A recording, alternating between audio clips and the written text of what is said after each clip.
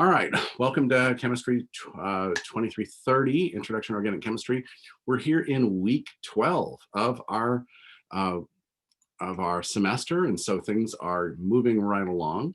Today, we're going to finish up chapter 14, which is carboxylic acid derivatives, and then we're going to, I'm going to have a little exercise. It's not an activity. It's just something we're all going to do together to talk about bringing all the things we've learned together in the last two chapters and kind of using it as a way to predict things and figure out what we want to do. So we're going to do that in a little bit. But for right now, I wanted to make sure we got our things due this week.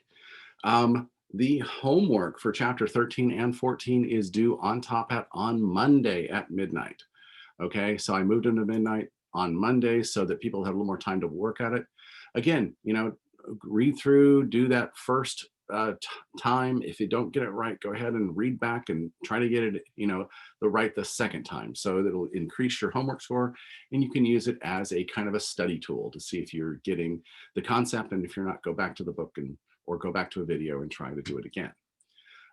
So then this will bring us to our next week. Monday, we're going to start on chapter 15. So, but then I believe next week we also will have time for, is next week the activity? Let me double check our schedule here. We're going to do chapter 15, and we might have time to do an activity. I might squeeze in another activity for an extra score. Somebody was asking for that toward maybe on Wednesday of next week, or maybe I'll turn the activity into the first day of the Thanksgiving week, and since we won't be meeting on Wednesday. But I just wanted to give you an opportunity to maybe get some extra points from that. All right, any questions on what's due this week or where we're going with this lecture today? I have dropped homeworks in the past, but I'm trying not to. I'm trying to use curving the exams to keep the class average just right. But we'll see how it goes toward the end of the semester and see if we need to do that. Okay. All right, so where we left off last time, we were talking about carboxylic acid derivatives and kind of doing the reverse of the making it. So we made all these carboxylic acid derivatives by taking a carboxylic acid and some other reagent, something with an electron-rich atom like chlorine or oxygen or nitrogen, and lose water. Right, that's how we made that. That's equivalent to how we made the system. So we're trying to do the opposite now. In fact, we're trying to add water across that bond. And so we're doing the desynthesis, or the taking it back to the starting materials in this section. Okay. So we started with some of the other ones that were easier, and then we got to esters. And esters were a little more complicated because they didn't do it spontaneously. They had to have an acid or a base required to do the work. And in the case of acid, it only required catalytic acid and excess water, okay? Because it created the free carboxylic acid and the protonated alcohol at the end, and you had excess water to drive the reaction to completion. However, we learned that if we used base to do it, that's called base promoted, but we need an entire equivalent of base because the outcome is that carboxylic acid has lost its proton and is in its basic form until you add acid at the end of the reaction. So that means that in a saponification or a base mediated hydrolysis, we have to use an entire equivalent. Okay. So and that had everything to do with the idea that we had that base deprotonating our carboxylic acid, and it stops at that point. Okay. So we have a chance, we have an opportunity here to do it one of two ways, depending on whether we have a lot of base laying around or we just have a little bit of acid laying around. You can get to the same product either way. Now, remember that the acid catalyzed every step in that is reversible. So you have to drive it to completion with excess water. In the case of the base promoted, you don't have to have a whole bunch of extra water because the last step, the deprotonation step, is not reversible. So we can actually drive it more to completion. And so you tend to be able to have a very consistent yield from that system. Okay, so that led us to the last one. And this was the most rigorous, hardest to react because we have the carbon-nitrogen bond is the most stable and is the most resistant to hydrolysis, okay? It's the least reactive to hydrolysis and it's the most stable of the carboxylic acid compounds.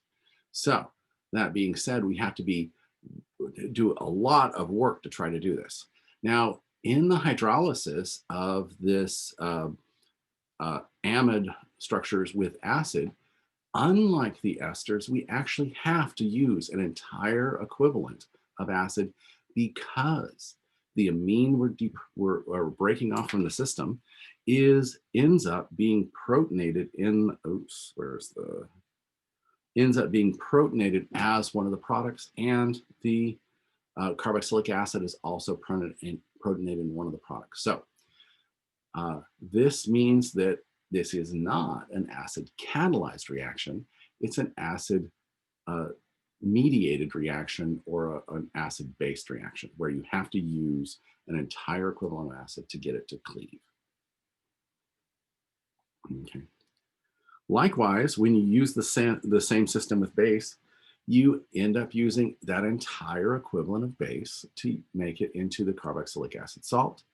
And you make it into the carboxylic acid, and you have the amine in its protonated form because the amine is more basic than the water or the hydroxide here, and so we end up having, and it's more basic than the proton on the carboxylic acid. So we end up having that amine be in its neutral state, but the carboxylic acid salt as the anion. Okay.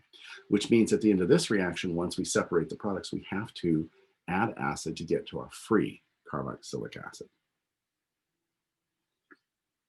Okay, so this brings us up to our summary of this right here.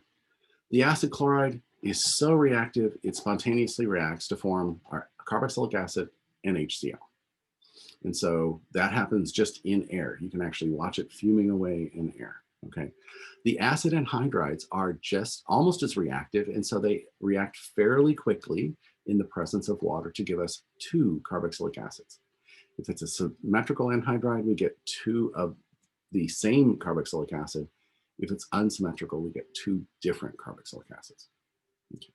Then we saw that the esters and the carboxylic acid itself are about the same reactivity. Okay. The first 2 reactions are non-reversible. They go into the carboxylic acid derivative only. Once we get to the esters, we have reversibility. Now, in the acid-based system, we have every step of the situation is reversible. So really, we have a little bit of a reverse here in the acid catalyzed system of hydrolysis of the esters to get to the carboxylic acid, because again, this is just as reactive as this is, and so the equilibrium there can be pushed back and forth. Okay. However, the last step in the base mediated or the base driven hydrolysis stops at this carboxylic acid salt, and therefore it can be driven to completion because that last step is not reversible. And then when we talked about the amines, we talked about having the idea that this is the hardest one to do. So we have to not only use a lot of heat and a lot of water, but both routes, both base hydrolysis and acid hydrolysis, require the use of an entire equivalent, 1 mole of this for every mole of that, because what is produced in the end? In the case of the base, you end up with the carboxylic acid as the salt, and the reaction stops and is driven to completion. That last step is not reversible. Okay. So, but if we use acid right here, we ended up protonating the amine compound, which also drives the reaction to completion. That last step is irreversible, and therefore we only get the protonated carboxylic acid and that amine. But it took one equivalent in each of those reagents to be able to drive it all the way to completion. Okay. And then we still have in this reaction here and this reaction here, we still have an added step where once we isolate, we have to add acid to it to get to our carboxylic acid with our proton on it. Okay, questions about getting these different derivatives back to carboxylic acids from their functional groups.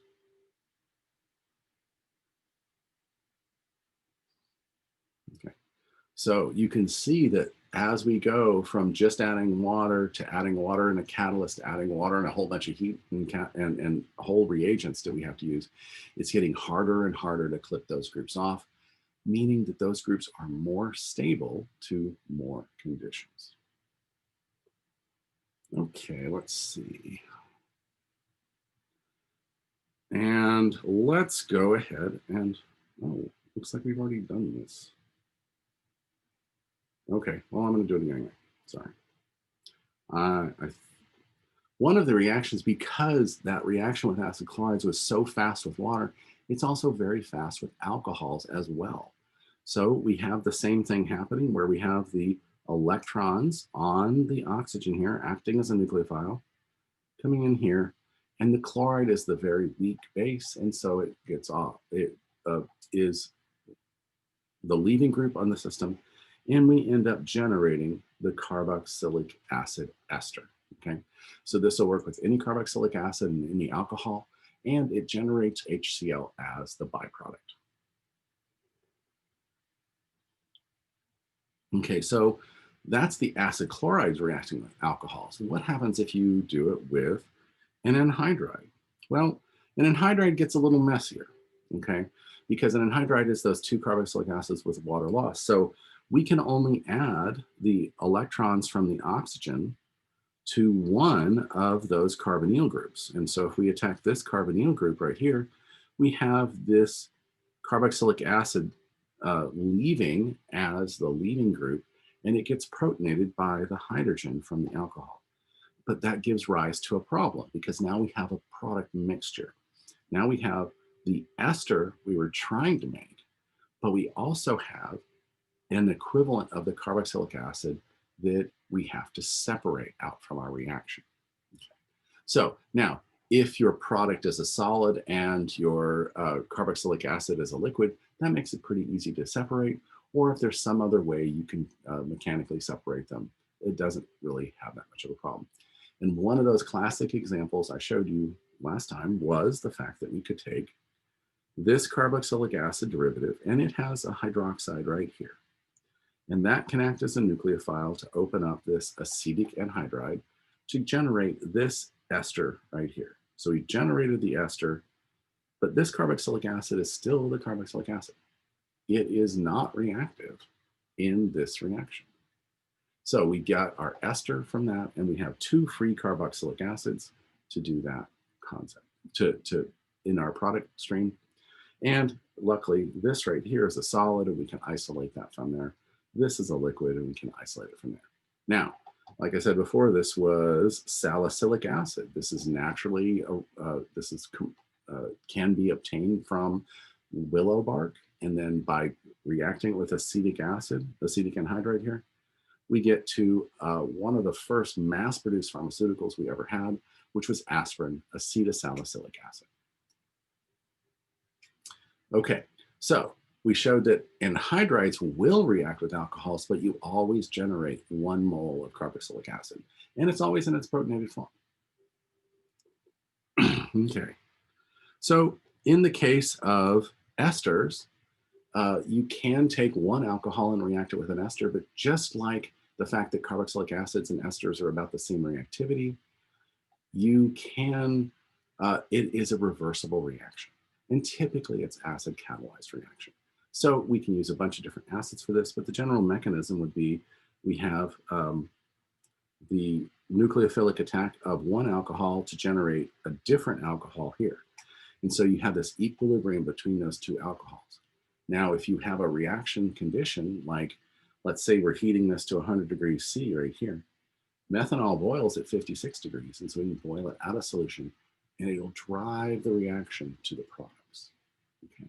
So driving the reaction to the products here, because it's an equilibrium reaction, we're doing that by having an excess of our new alcohol or having our other material be removed from the reaction. This whole process, because we're starting with an ester and we're ending with an ester, is called trans-esterification. We're switching esters and to generate a new molecule. Okay.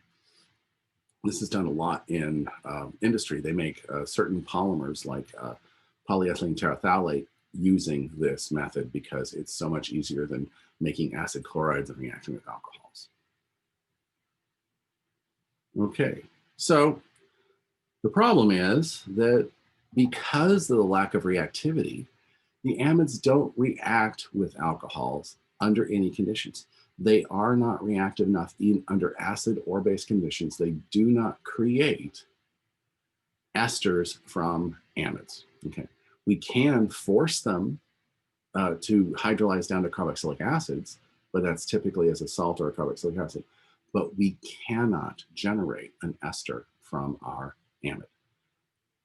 Likewise, we can't generate an anhydride from our amide or an acid chloride from our amide. Those things cannot be done because it's too non-reactive. So we have an order of reactivity and we have an order of stability associated with our carboxylic acid derivatives. Okay. We can, however, make amides from acid chlorides by using ammonia. Ammonia is a very good nucleophile, but we have to use two equivalents of whatever amine we're attacking with. The reason we need two equivalents is the one's going to act as a nucleophile and then displace the chloride ion, but that's going to end up generating HCl. And so you have to have something to act as a base to react with that HCl to keep it out of the reaction. Okay. So in this case here, just like in the case of when we had the anhydrides where you have to use more than you think you need, we have to use two equivalents of this. One is the nucleophile, one is the base, and then we can get the reaction to drive to completion. Notice this is not in equilibrium either because the reactivity difference between the acid chloride and the amide are so great that it is not in equilibrium. Okay, so that means that we can also react amines with anhydrides to make amides too, right? So if we take an amine and react it with an anhydride, we're going to generate that amide as well because the anhydride would react with water and the amine is a more nucleophilic site. So it acts as a stronger nucleophile and so it can react. So when we do anhydrides, whether we have ammonia or a primary or a secondary amine, we have to have at least one hydrogen on that nitrogen. That one hydrogen is where you're going to form that new carbonyl, carboxylic acid carbonyl to nitrogen bond. So you have to have at least one hydrogen on there. And we end up having to have two equivalents of the amine also. One equivalent is going to act as the nucleophile to open the ring, giving us to open the anhydride, giving us our amide and a carboxylic acid. But that carboxylic acid is acidic. And so it's going to protonate the other equivalent as a base. So just like with the acid chloride, we generated an acid and had to be reacted with the base. We get the same type of reaction in the anhydride. But in this case, the other half of the anhydride, the carboxylic acid, is the acid we must neutralize. Okay. Questions about that?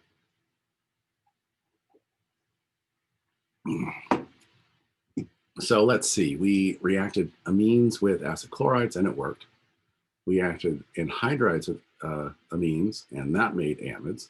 So the only other functional group we have left is the esters, okay? So just like in the case of that, the nitrogen of the amine is more nucleophilic than the oxygen of the alcohol. So what we're able to do is displace the alcohol off of the ester and generate the amide from that. But again, we need at least one hydrogen on that nitrogen to create that new bond to carbonyl. Okay. So what does that mean? That means that we can take any alcohol here And we only need one equivalent of this to come in here and react to generate our neutral species. And guess what? The base in this situation was the alcohol kicking off like this. And the last hydrogen gets transferred to that alcoholic base and turns it into a neutral species. So once we get to the esters, we only need one equivalent of our amine to generate our material. Now, depending on which amine you start with, you can get a primary, a secondary, or a tertiary amide. Remember, it's how many things are bonded to your nitrogen. So if you have one carbonyl on your nitrogen and two hydrogens, that's our primary amide. If you have another carbon on that nitrogen, we now have our secondary because it has two carbons on there. And of course, if we switch out the last one, it'll give us our third, our tertiary amide. Okay. So once you get to your tertiary amide, those tend to be very stable and don't react with very much anything except for really hot acid or base aqueous solutions. Okay. So now that we form that amide is perfectly stable and perfectly happy, which means you can't actually take an amide you already formed and displace it with another nitrogen. And the reason is there's no driving force for that. The leaving group would be equivalent to the starting group, and therefore there's no driving force for it. There's no reason for them to exchange. It's not even in equilibrium. It just doesn't react. Okay. So what can we do with these reactions, with these amines, with these amides? Okay. Well, so the only thing we can do is hydrolyze them down or do something else. Okay. So now let's review everything we can do with carboxylic acid derivatives and ammonia and amines. So again, two equivalents of our base, because one acts as a nucleophile and one acts as a base for the HCl given off. Okay. When we have an anhydride, we have to use two equivalents of our base, of our amine, because one acts as the nucleophile and one acts as the base for the carboxylic acid given off. And in our ester reaction, there's an equilibrium here that can be shifted by, it's actually not much of an equilibrium. It's acid catalyzed, so there might be a little bit of an equilibrium, but it's driven to completion because this is the more stable bond. You cannot react an amine with an alcohol to drive it back. And these don't react with ammonia at all. Wait, hold on, I think I misspoke. Okay. No. Yeah. Right. Okay. So why is that? This should not be an equilibrium. We should be driving to completion here, generating a neutral alcohol and a neutral amide. I don't know why that has an equilibrium sign there. Okay. And then again, the amides don't react with anything except for strong hydrolysis steps with acid or base. Okay, which brings us to the summation of all of chapter 14. Okay, so understanding this kind of relationship is really what we're looking for, and is what we're going to be doing right after these slides are done, in the fact that if you want a carboxylic acid derivative, you have to start with something that's more reactive. Okay, and the most reactive species we have is the acid chloride. And we only have one way to get there. Okay, well, technically we have two, but you have one way to get there using this SOCl2 or thionyl chloride. So you would make that with the carboxylic acid and it creates this acid chloride. Okay. So now that we have the most reactive species, we can make every other derivative from it. You react it with the carboxylic acid, you get the carboxylic acid anhydride. You react it with an alcohol you react with an alcohol, you get the ester. You react it with water, you get the carboxylic acid. If you react it with an amine, you'll get the amide. And then if you react it with base, you actually can take it all the way down to the least reactive species, the carboxylic acid salt. Okay, so this is even less reactive because remember, that's the product of the hydrolysis step of this material. When we hydrolyze it, it under basic conditions ends up being the carboxylic acid salt. And then to get it back up, we just protonate it and we can go through the entire cycle again. Okay. So again, look at where these lines are. Okay, so acid chloride can be used to make everything right here. But let's look at the anhydride again. The anhydride can only make things that are less reactive than it. Okay. The anhydride can only be used to make esters, amides, and carboxylic acid salts. Okay.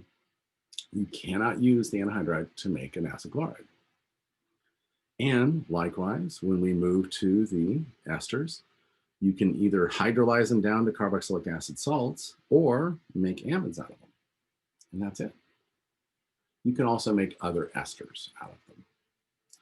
And when we get to this last group here, the only thing we can do is hydrolyze it and get back to our free carboxylic acid. Okay. So what I want to draw your attention to is this is every reaction in this chapter, and it gives you an idea of why it is because of reactivity. And if you remember the first argument for why it's reactive, it's about the group coming off being a good or bad base. When we react with this, we get chloride ion, and that's HCl is a very strong acid, which makes chloride ion a very weak base. Here we get a carboxylate ion coming off, which is not a very strong acid, but it's not a bad base. It's a weak base. Then when we have this coming off, this is an alcohol. That's getting about the basicity of a hydroxide. Alcohol bases and hydroxide are about the same level. And then this gives us a nitrogen negative charge. And that's one of those really, really strong bases we always have. And here you can't take off that as an oxygen -2. So that just doesn't happen. So it's all the reactivity is based on its leading group. So in this case here, it would be hydroxide as a leading group, which is equivalent to the alkoxide as a leading group. So if you forget what the order is, think about the acid and base strength of the leading group. The stronger the base, the less reactive it's going to be. All right, questions on that?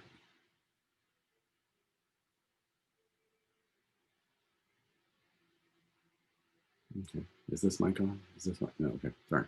All right, so, but there's a few more reactions we can do. Just like when we started this set, we said that aldehydes and ketones were our first reactions with carbonyls. And so the carboxylic acid carbonyls do many of the same reactions that the aldehydes and ketones did, okay? So the first reaction we want to talk about is reacting with a Grignard reagent. So remember our Grignard reagent, that's a carbon with a negative charge. So our carbon is now our nucleophile and generates a new carbon-carbon bond. Okay. However, in the case of the reacting an ester with these Grignard reagents, it turns out that we cannot just add one equivalent. And the reason we can't add one equivalent is because we'll form an intermediate that'll generate another carbonyl compound. Okay, so when we generate that other carbonyl compound, we actually have to then add a second equivalent of the Grignard reagent to give us our final product. Okay, so let's look at what that looks like. So if we have, let me see if I have the mechanism here. Yeah, okay. So in the case of this one right here, where we have the hydrogen here, we have the carbonyl we're attacking, and then this OH is going to be our leaving group, okay? So we're going to add 2 of these R's across the system to generate an alcohol. And in this case, because we have the hydrogen on this carboxylic acid right here, we end up with a secondary alcohol. but we added 2 equivalents of our Grignard reagent, okay? And I'll show you why in the next step. So we can make secondary alcohols from esters, but we have to use 2 equivalents of the Grignard reagent, and we have to start with a hydrogen on there. So it has to be a formic acid ester. So it has to have that hydrogen. Most of the time, what we'll see is we'll use a different carboxylic acid, something with an R group on it here. So this is all other carboxylic acids would be in this group here. If we use 2 equivalents of this Grignard reagent, that's going to give us a total of 3 bonds to carbon, which is going to give us a tertiary alcohol. And again, we have to have, these are the 2 groups we're going to add to the system, R and R, and then this last remaining group is the one that was there. Notice this is backwards from when we did aldehydes and ketones. When we did an aldehyde, the incoming group gave us a primary if it was formaldehyde, and it gave us a secondary if we already had a group on there. And to get a tertiary, we only had to add 1 Grignard reagent. Because we have that alcohol as a leaving group, it can regenerate a carbonyl and make it have to react again. Okay, so let me show you why that's true. Okay, so we can only, by the way, back up, we can only generate secondary and tertiary alcohols from the reaction of an ester with a Grignard reagent. Okay, so let's look at the mechanism and why. Okay, so in all of the Grignard reagents, we have the carbon acting as a nucleophile and attacking the electropositive side of the carbonyl. You know, our partially positive side here, or partially negative side here, and so it attacks that carbonyl carbon. Okay, so that generates our intermediate. Okay, just like we did with aldehydes and ketones, we have the carbonyl oxygen turning into some kind of salt compound. We have our original carbon-carbon bond here. We have our new carbon-carbon bond from our Grignard reagent. But now in this case here, we now have this, okay? And that it can act as a leaving group, right? Because it's an alkoxide. It's a less strong base than the Grignard reagent. So the next step is the regeneration of our carbonyl.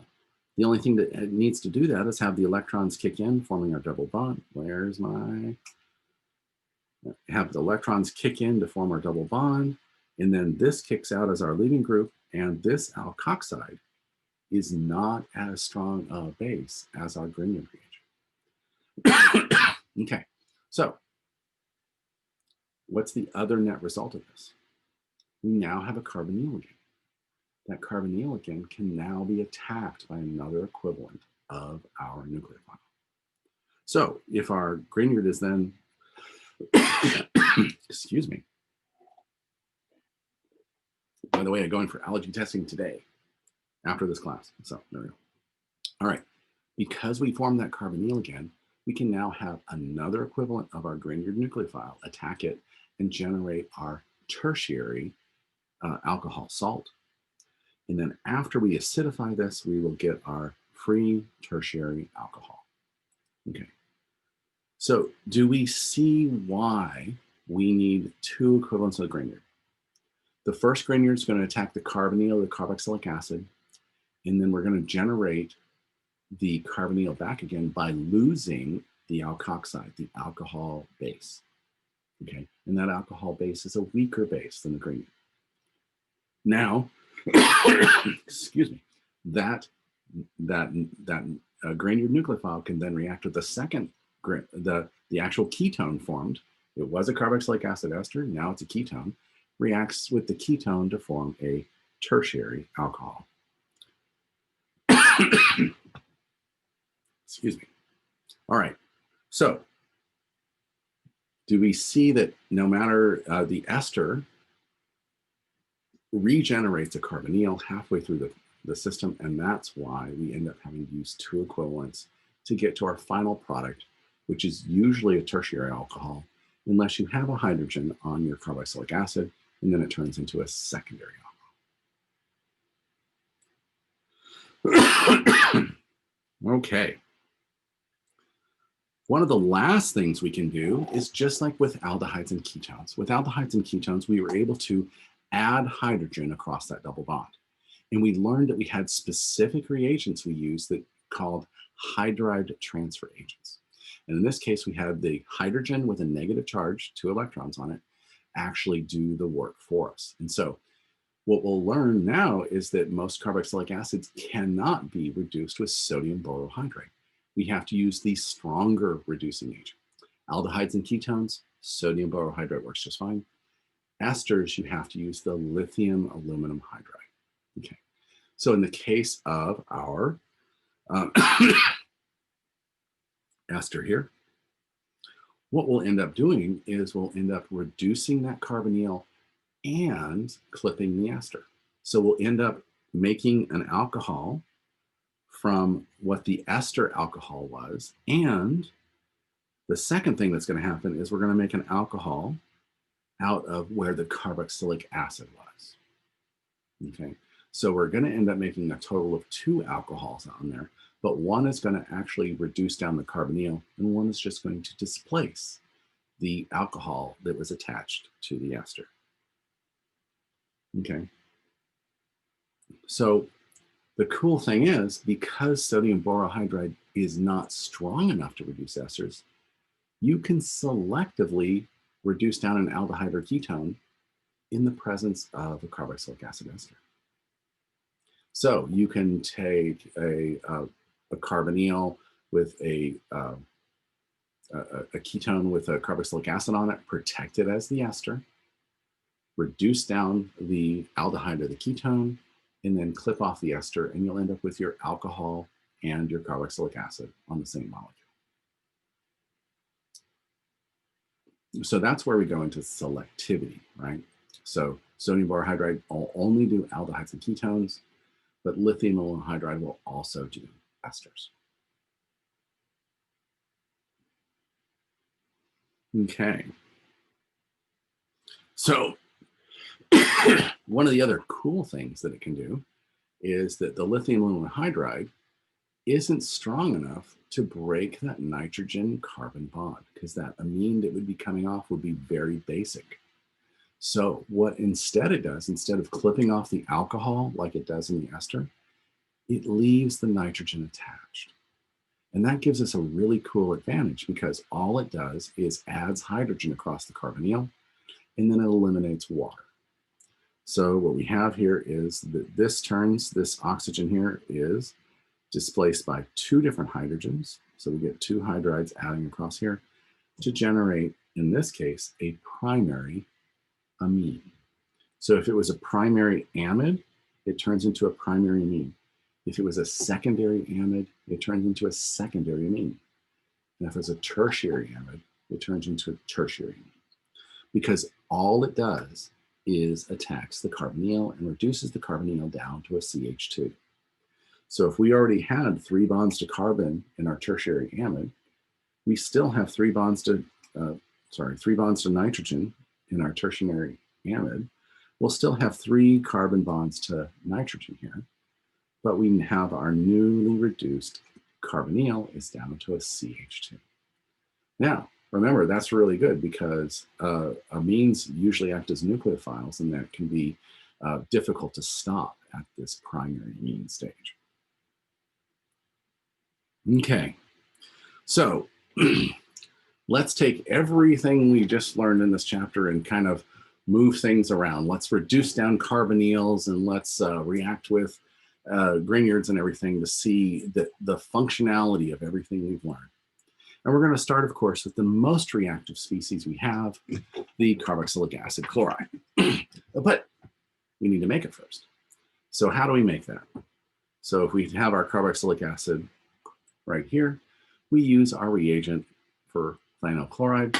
And from that very reactive species, we can make both amides and esters from it. Okay, so we can also make esters by just doing alcohol and a water dehydration to get us to the ester here.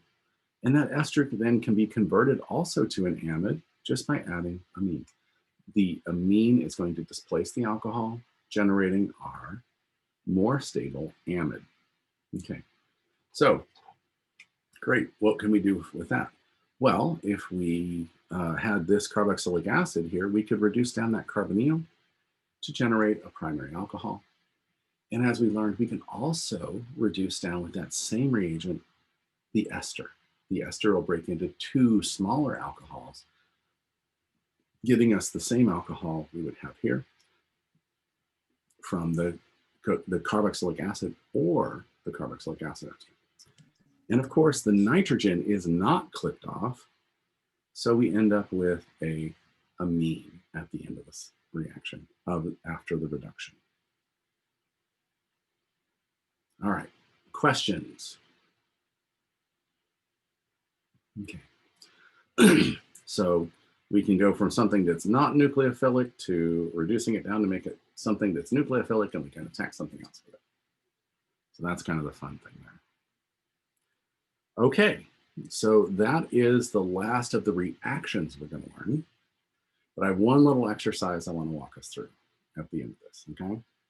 Everybody still with me? We have plenty of time, right? Yes, okay. All right, our last little exercise is going to be over here.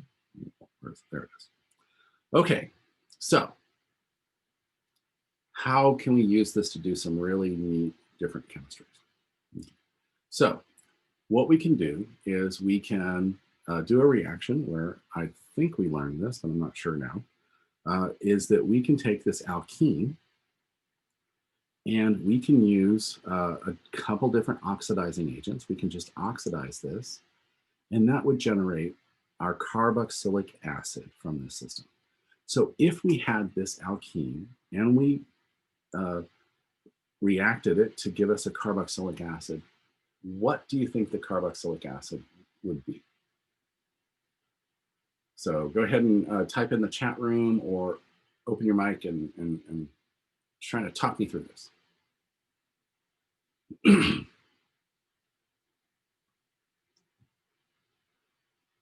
Hello, hello, hello.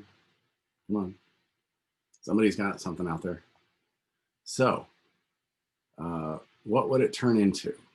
Yes, that's the question. What carboxylic acid would we generate from oxidizing this species here? Okay.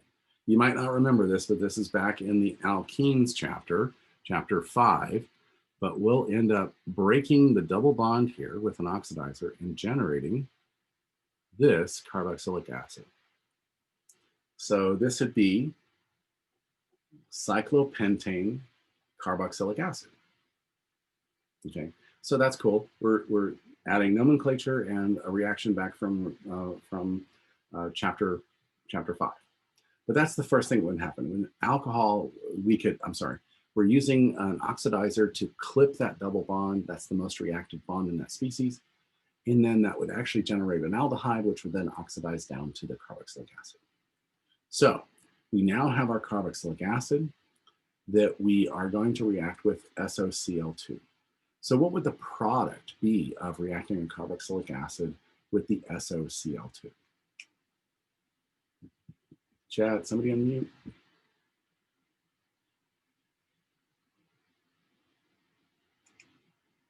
It's got a special name. It's very reactive.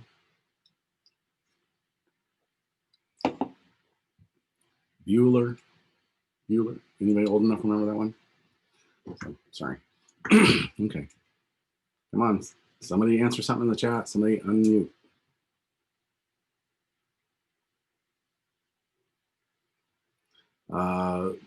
It would be, no, phenylacetic acid would be, interesting.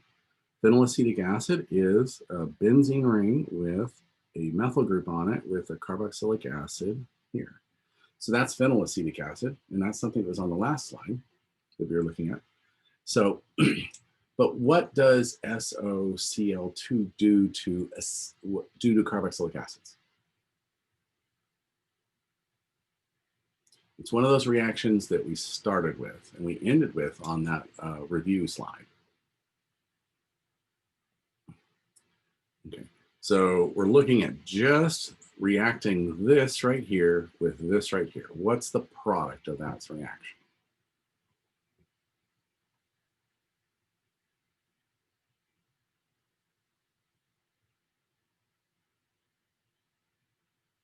Come on, somebody else is here. I know you are. Come on, talk to me. Okay.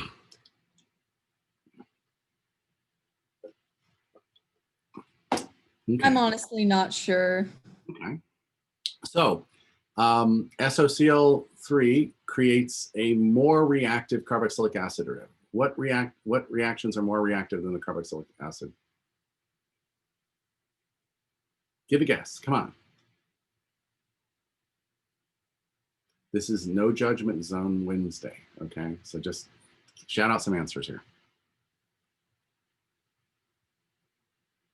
Okay. Acid chloride. That's exactly right. Okay, so what we're going to do is we're going to use this thionyl chloride to make it the most reactive species we have, which is that acid chloride. We're going to have a chloride here, and it doesn't do anything to that cyclopentyl. So we have cyclopentane acidyl chloride. So yeah, funny name, but that's it. Okay, so when we have that series of reactions that are on the other set of slides here, this is where it all comes together in the fact that all of our reagents and everything,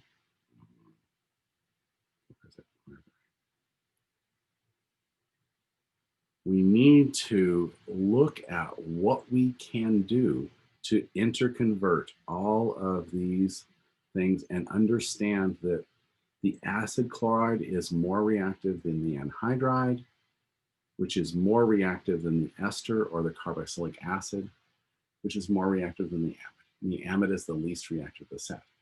And so that means this reacts with, they all react with water in some way, and only, well, where's them? Okay. So all of these will react with water in the presence of acid or base or water. All of these can react with amines to form amides. All of these can react with alcohols to form esters. And only this one here can react to form an anhydride. So that selectivity of functionality is what we're looking for in this exercise here. Okay, so if we go up to here, once we generate this carboxylic acid, we're now going to use that SOCl2 to kick it up to the most reactive species we can have. But now that we have that most reactive species, it will react with any nucleophile. So one of the things we can do is we can actually react it with carboxylic acid to make it another equivalent of the carboxylic acid, to make it the second most reactive thing, our carboxylic acid. No, not a square. Wow, auto drew for me. To make the carboxylic acid anhydride. So that's the next most reactive species we have. The acid chloride is the most reactive, and so we have to make that first. And then we can react with carboxylic acid to make the acid anhydride, the second most reactive species we have. Okay. Now that we have that species, what happens when we react it with water? It spontaneously reacts with water, doesn't need any acid or base catalyst, and it produces what? We have plenty of bandwidth, you can talk. A hydronium ion? Hydronium ion, well, no. Imagine water is a nucleophile. What's gonna happen when nucleophiles attack carboxylic acid derivatives? They lose a hydrogen, right? They... OH group. So let's draw water like this. We have those right there. So we have it react as a nucleophile. So the only place it can attack is on one of the carbonyl carbons, right? And when it does that, it has to lose this hydrogen and transfer it to the other one. So we actually generate the carboxylic acid again.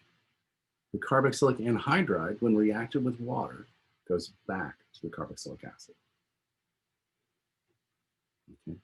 So that was one of those, this is the first hydrolysis reaction after acid chloride we talked about. And not only that, it generates two equivalents of it because one side generates the alcohol from half of it, and the other side generates from the free proton it got from the other side. So we end up generating two equivalents of the carboxylic acid from the hydrolysis with water. Okay, so water does that. What would reacting it with a different nucleophile do? Anybody know when you react an anhydride with an alcohol forms? Let's follow the same. Huh? In ether? An ether or the other functional group that sounds like that. An ether is a carbon, oxygen, carbon. An ester is a carbonyl, oxygen, carbon. Yeah. So an ester. So we're going to use that same argument where we have the oxygen of the alcohol acting as a nucleophile to create our ester. So that's the first equivalent, is our ester right here. And then that hydrogen gets transferred to the leaving group, which was the other carboxylic acid. And the hydrogen gets transferred to that. So we get a mixture of the ester and the carboxylic acid. 1 to 1. Okay. So every time you look at a carboxylic acid derivative, you want to look at where is the nucleophile attacking. Okay, that's what we're looking for. Okay, so in the same way, if we have two equivalents of this material here, this is an amine, and I'm going to redraw it to be hydrogen, hydrogen, and CH3. And look, there's a lone pair here. So it's the nucleophile. Okay, so we're going to have that nucleophile come in and have this carboxylic acid salt as a leading group to generate our first compound, which is our, what's the group when you add a nitrogen to that carbonyl compound called?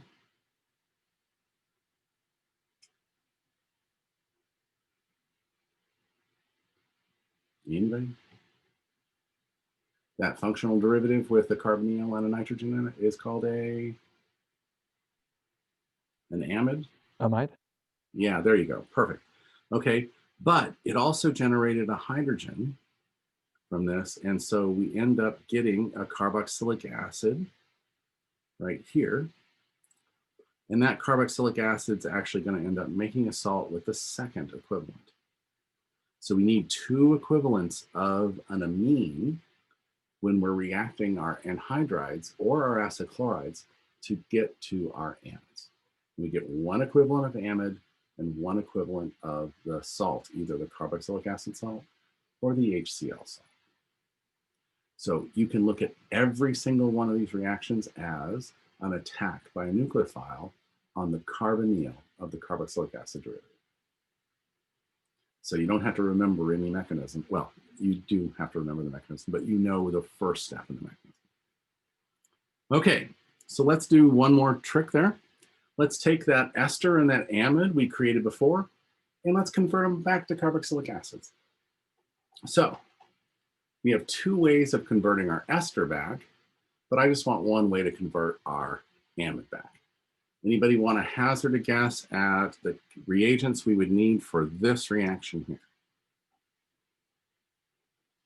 This step is called hydrolysis. So you might think it needs water, but what else does it need? In the chat room or talking, what else would you need to do this? It doesn't happen spontaneously. This is the most stable carboxylic acid derivative. So what do we need to convert that amide back to that carboxylic acid? Okay. So in the ester, we could use acid or base to convert it, right? In the amide, Can we use acid or base? Definitely heat, definitely water, but you can use acid or base to it. But the key here is that you have to use one equivalent of acid or one equivalent of base because it's consumed in the reaction. So you can't just use a catalyst. You have to use an entire equivalent to get it to go to the carboxylic acid. And this takes a massive amount of heat and a long time and a lot of water because it's the least reactive carboxylic acid derivative. Okay. So with the ester, we had two choices. We could do it with acid or we could do it with base. But what was the difference between the two?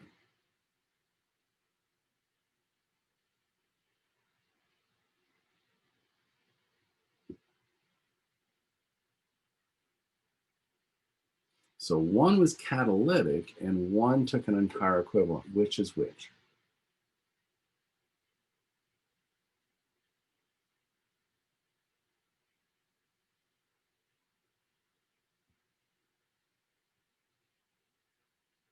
Okay. So, okay, I see some thinking going on out there.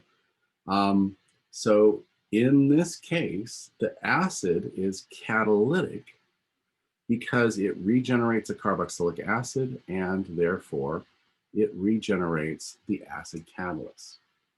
In the hydroxide, it actually makes a carboxylic acid salt that you have to acidify later. So this actually has to have one equivalent of them.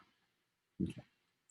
So when you study this chapter, you need to keep in mind that whole idea of what is more reactive, and because the more reactive things react to make the less reactive things until you get to amides, which are hard to do anything to but hydrolyze. So when you go back and start studying this, you need to keep in mind this reactivity chart and how to get to each and every derivative from there. That's going to be the key to the interconversion of the functional groups related to carboxylic acids. All right, questions?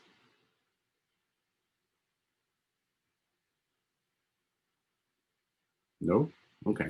What I'm going to do is I'm going to go ahead and stop recording, and I am going to go ahead and anybody who has to run off and do something, go ahead and run off. If you want to stay behind and ask questions, go ahead and stay behind and ask questions. All right, let me go ahead and quit recording.